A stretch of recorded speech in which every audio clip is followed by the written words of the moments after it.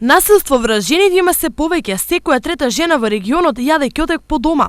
Само лани имало 4482 поплаки за насилство, од кои 543 се на подрачјето на СВР Штип. Овде се поднесени и 157 кривични пријави за насилство врз жени. Раката за насилство подеднакво ја криваат и стари и млади, и сиромашни и богати, и образовани и неуки.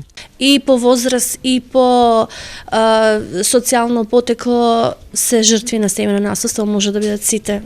Со тоа што постарите малку по-тешко пријавуваат, не сакаат да пријавуваат насилство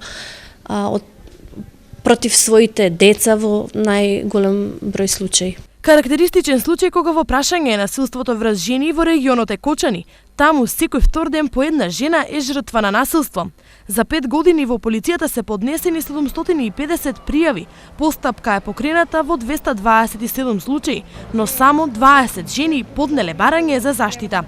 Сепак, она што е клучно е дека борбата против насилството е долга и тешка.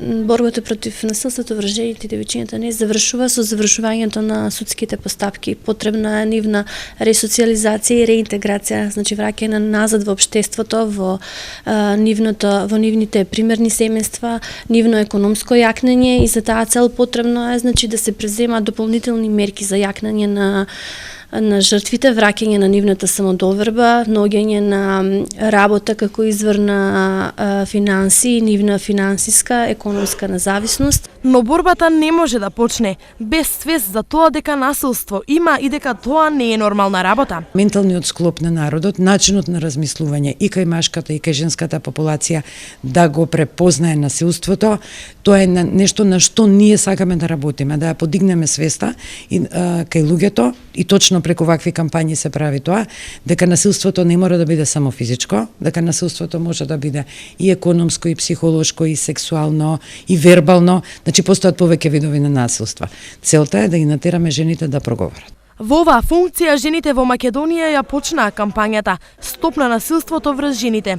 Дел од неа и активноста Обој го светот во Портокалово, кој се спроведува во 13 општини во регионот, меѓу кои и Штип.